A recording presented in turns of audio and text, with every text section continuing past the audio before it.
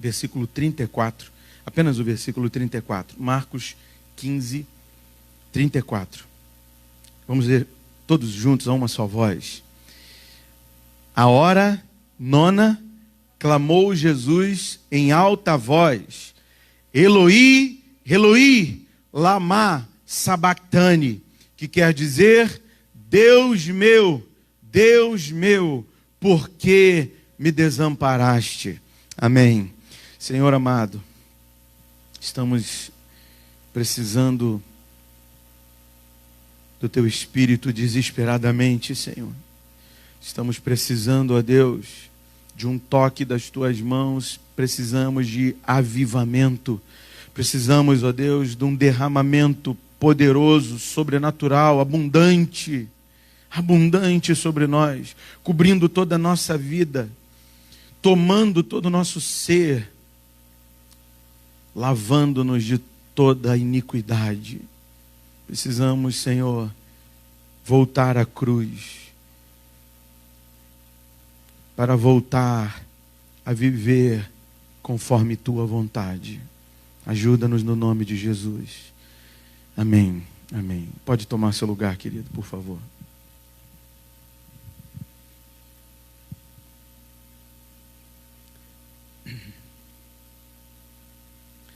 Vamos fazer aquilo que temos feito às quintas-feiras. Vamos recordar, rememorar as palavras do Calvário.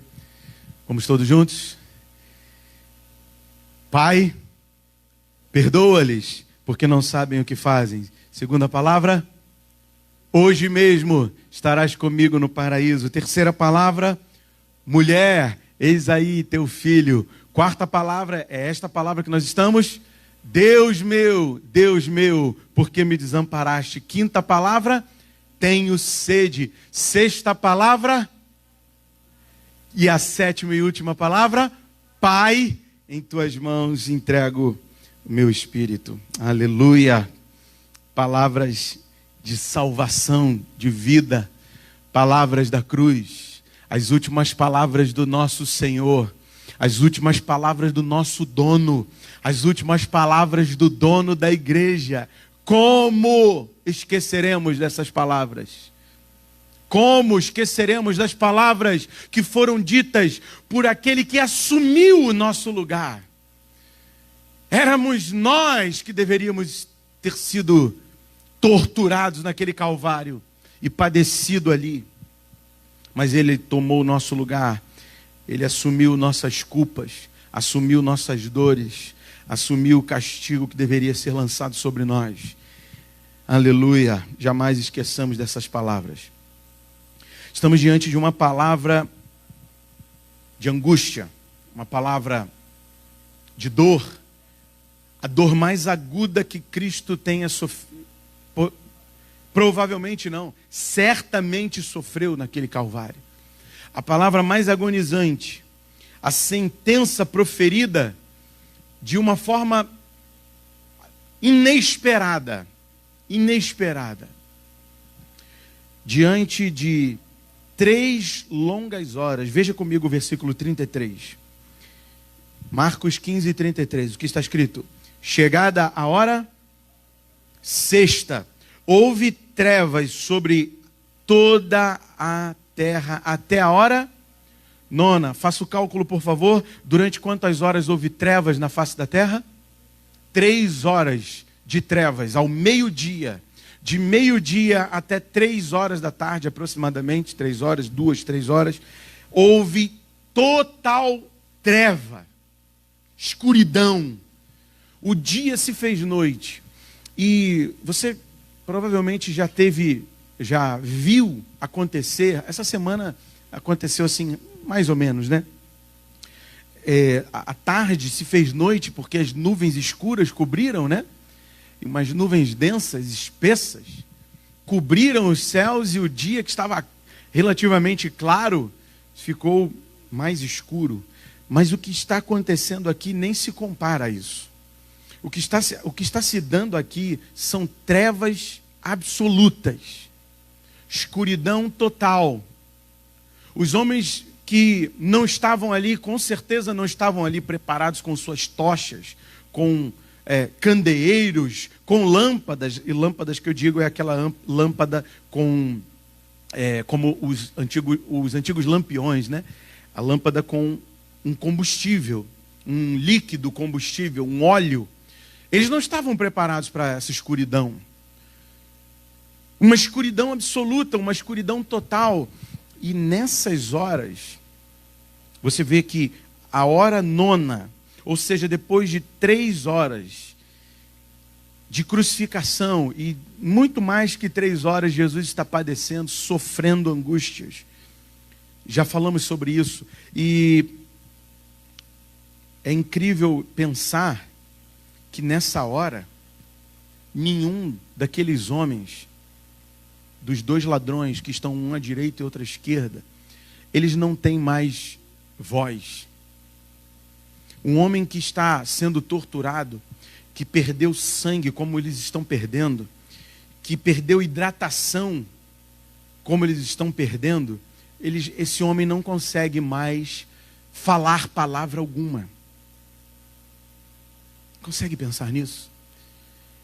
Só de falar nisso. Meu Deus. Só de falar nisso eu chego a ficar sem ar. Só de pensar em agonia tão grande eu chego a ficar sem ar. Porque a garganta está completamente seca. Completamente desidratada. Nós só conseguimos proferir palavras porque nossa garganta está hidratada. A garganta do Filho de Deus, a garganta de Jesus não tem hidratação alguma, muito mais do que 3 horas. E nessa dor agonizante do Calvário, lá nas últimas horas de sua vida, ele grita em alta voz, ninguém conseguiria fazer isso. Isso aqui é um lampejo de majestade, é um lampejo de graça.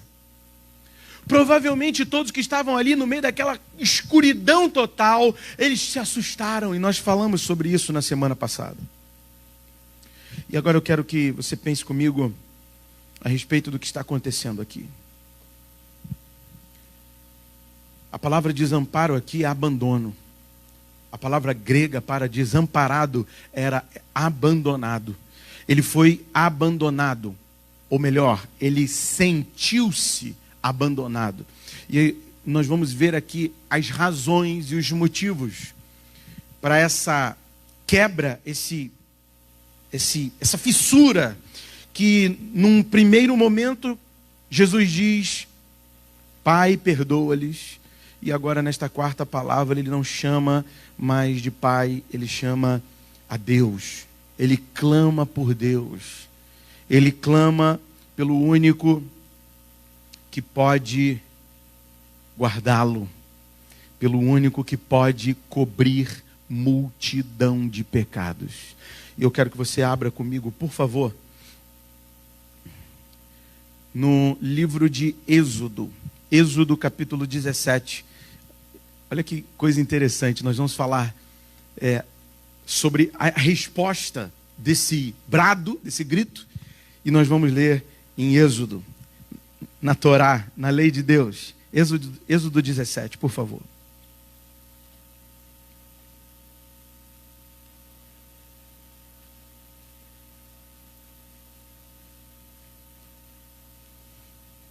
Êxodo capítulo 17, a partir do versículo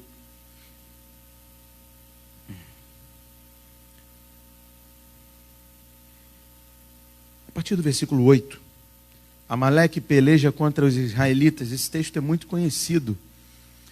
Aí você vai falar assim, o que esse texto tem a ver com a quarta palavra do Calvário? Bom, esse texto é a quarta palavra do Calvário.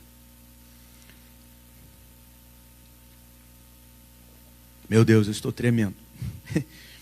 Então veio Amaleque e pelejou contra Israel em Refidim. Com isso ordenou Moisés a Josué, escolhe-nos homens e sai a peleja contra Amaleque. Amanhã estarei eu no cimo do outeiro e o bordão de Deus estará na minha mão. Fez Josué como Moisés lhe dissera e pelejou contra Amaleque. Moisés, porém, Arão e Hur subiram ao cimo do outeiro. Quando Moisés levantava a mão, Israel prevalecia. Quando, porém, ele abaixava a mão, prevalecia Amaleque. Ora, as mãos de Moisés eram pesadas, por isso tomaram uma pedra e a puseram por baixo dele, e ele nela se assentou. Arão e Hur sustentavam as mãos, um de um lado e outro do outro. Assim lhe ficaram as mãos firmes até ao pôr do... Levante sua cabeça, por favor. Como ficaram as mãos do Filho de Deus ali? Como ficaram as mãos do Filho de Deus ali? Meu Deus! Meu Deus! Ele está aqui, gente. Você está entendendo o que está escrito aqui? Você está entendendo que desde o início Deus já sabia como seu filho padeceria? E desde o início ele sabia como seu filho salvaria o seu povo?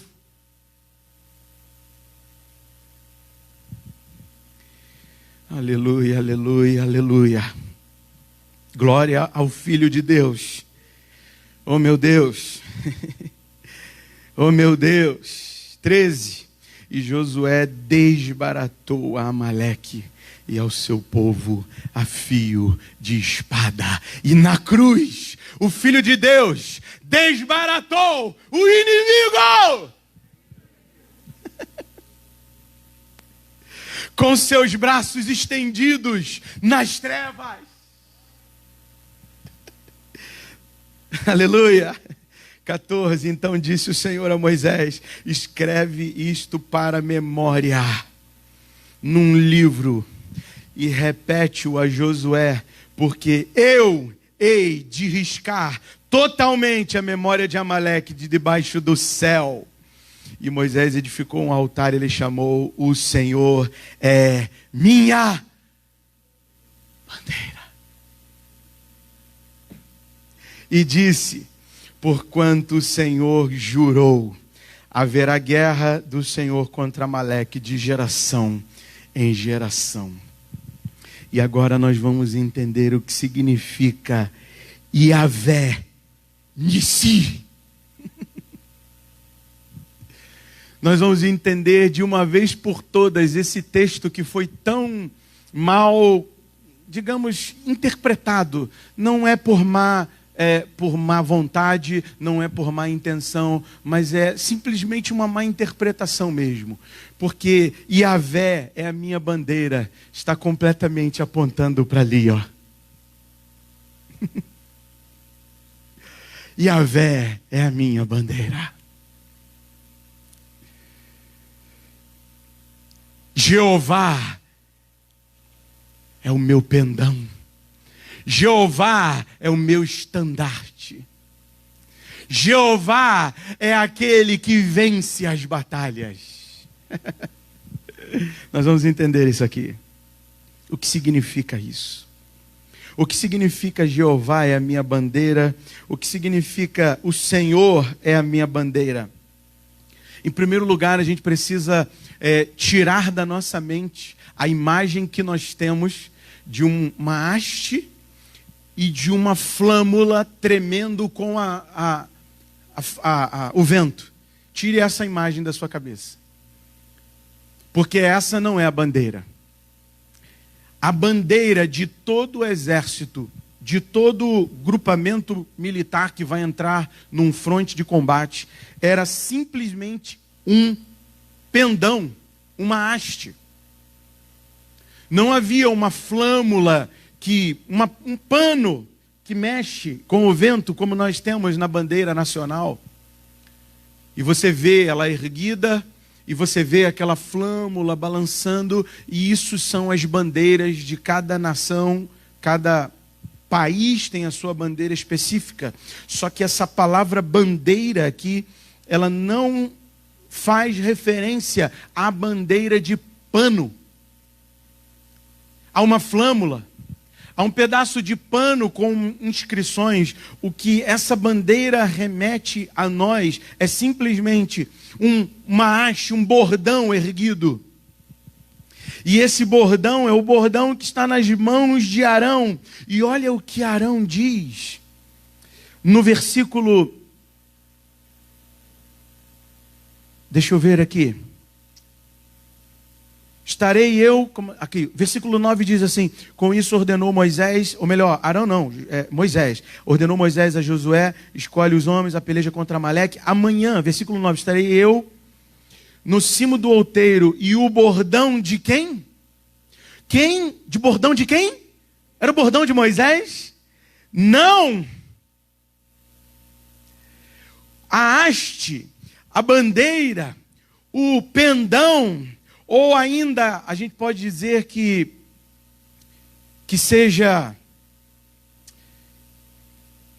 Esqueci a palavra, perdi a palavra, daqui a pouco eu vou lembrar. Esse elemento, esse estandarte erguido,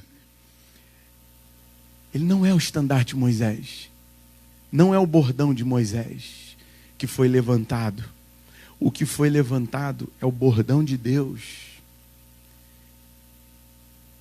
É o pendão de Deus. É a bandeira de Deus. É a força de Deus. É o poder de Deus, é a graça de Deus, é a intervenção de Deus, é a autoridade de Deus. Aqui não é Moisés que tem poder, não é Josué que tem poder, eles simplesmente tomaram uma posição diante de Deus, mas quem agiu, quem fez, quem realizou tudo aqui foi o poder do Deus vivo, que é o nosso Deus, que está hoje aqui entre nós, que desbarata os exércitos diante de nós e que naquele Calvário venceu o diabo. Aleluia. Ele não vai vencer, querido, ele já venceu. Ele despojou o inimigo, significa arrancou das mãos do inimigo todo e qualquer poder que ele tinha. Ele não tem mais. Ele não tem poder sobre sua vida. Ele não tem poder sobre sua alma. Ainda que os homens toquem no nosso corpo, o maligno não toca na sua alma. O maligno não toca nas nossas almas, porque elas estão na mão do Deus que é o pendão da nossa vida, que é a nossa bandeira. O Senhor é a nossa bandeira. E por isso ele não toca na nossa mão. O que tem a ver isso? O que tem a ver isso com aquela haste, com aquele pendão ali, com aquela bandeira ali? A bandeira da igreja é a cruz de Cristo. E a bandeira da igreja tem que ser a cruz de Cristo, com mais um detalhe, daquele jeito que ela está ali. Vazia. Vazia. Jesus está ali? Meu irmão, Jesus está ali? Jesus está onde? Jesus está no altos céus, reinando assentado no trono de glória e majestade, com domínio sobre todos os reinos da terra, sobre tudo e sobre todos ele é o Senhor, nos céus, na terra e debaixo da terra, ele governa. Essa semana eu estava vendo um vulcão, tem uns vulcões que estão aí, voltaram à atividade, né? Em algumas regiões da terra. Você já viu, já pôde ver as imagens em cima de um vulcão? Já viu aquele magma fervilhando? Já viu isso? Meus irmãos, quando eu penso que Deus, ele pega aquele magma na palma da sua mão e para ele aquilo ali não faz nem cosquinha, eu falo glória ao nome do Filho de Deus. Todo-Poderoso é o nosso Deus. Aleluia! Aleluia! Ele tem poder sobre a escuridão das fossas abissais que estão nos mais profundos abismos do oceano. Ele está lá. Para ele, trevas e luz são a mesma coisa. Nós lemos aqui no Salmo 139, lá naquela escuridão, onde os homens não conseguem chegar, porque falta respiração, falta forças para se aprofundar naquela escuridão. Deus chega lá e conhece todos os animais que estão ali naquela profundidade. Glória a Deus. Ele é todo poderoso. Ele é todo poderoso, Ele é a nossa bandeira, Ele é a nossa haste, Ele é o nosso pendão. Então, de uma vez por todas, você tem que entender o seguinte. Provavelmente você já deve ter visto Coração Valente. Alguém já viu Coração Valente? Levante a mão se você já viu Coração Valente. Sabe o que é? Aquele... É William Wallace, se não me engano. Aquele guerreiro. É o William Wallace? Não, eu digo o nome o artista, eu sei. O artista é o Mel. Mas o personagem é William Wallace, aquele guerreiro lá. Você já viu os pendões que aqueles homens levantam? Sempre na ponta de cada haste tem uma bandeirinha, uma flâmula. Mas nos tempos das guerras antigas, muito mais antigas do que aquelas guerras, no tempo dessa guerra aqui contra os amalequitas, não era necessário uma flâmula, uma bandeira, um pedaço de pano. Era simplesmente... Aliás, havia uma coisa que representava um ambiente de guerra. Representava que havia ali um poderio para se realizar um confronto. Era necessário apenas que um homem levantasse a sua espada. Se um homem estivesse com sua espada levantada, já significava um confronto está à vista. Um combate é iminente. Está para acontecer. Às vezes, só o fato também de uma espada fincada no chão. Uma espada fincada no chão para o exército inimigo significava que aquilo ali era um campo de batalha e que a guerra começaria em instantes. O pendão é simplesmente uma haste erguida, não precisava ter elemento algum. Era simplesmente a lança ou a ponta de uma lança estendida, significava um confronto está à vista. O que está acontecendo ali? O maior combate da história. O maior conflito que poderia existir na face da terra aconteceu ali.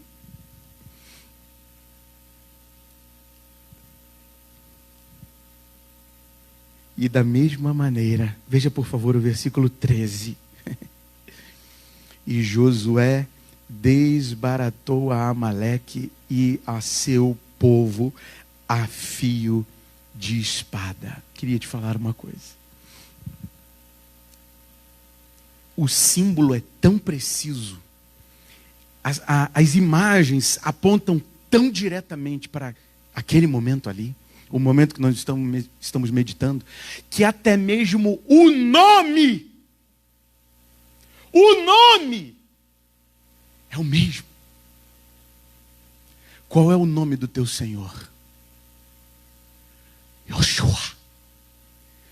Qual é o nome desse homem aqui, que é um símbolo, uma tipologia, uma tipificação de Cristo, alguém que aponta diretamente para Cristo?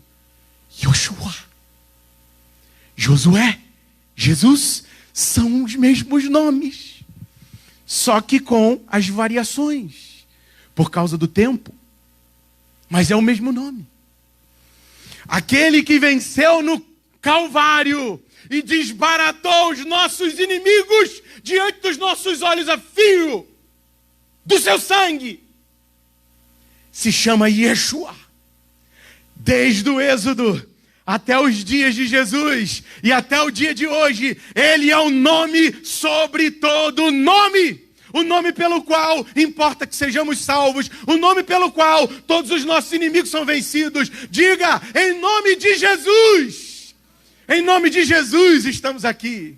Em nome de Jesus.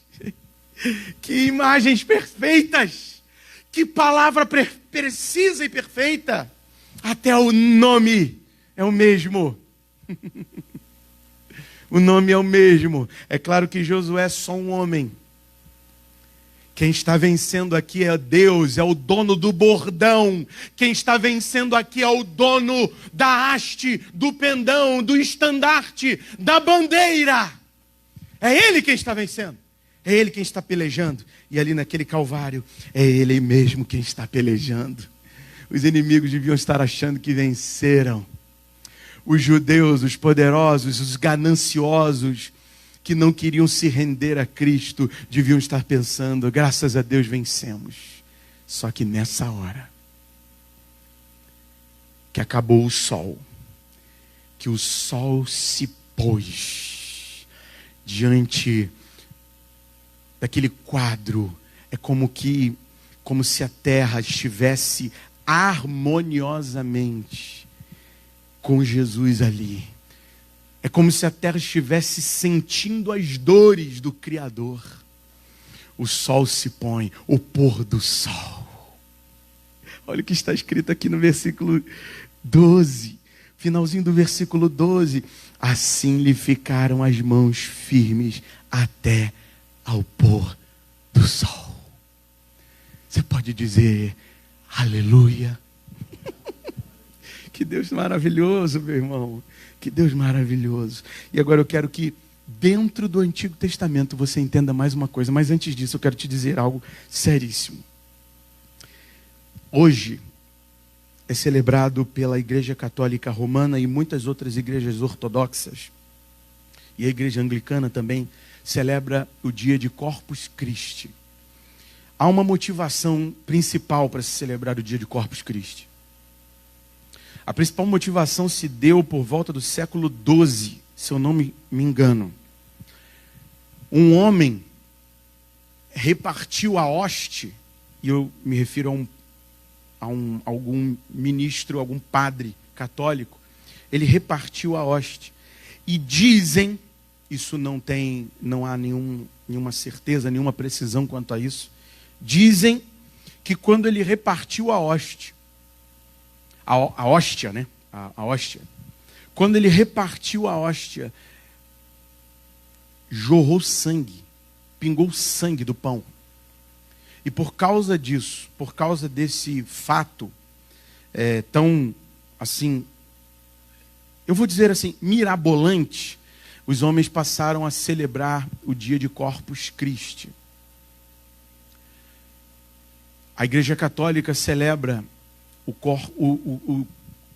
vamos dizer, o corpo de Cristo, vamos trazer na linguagem, no português. Celebram o corpo de Cristo e muitas pessoas hoje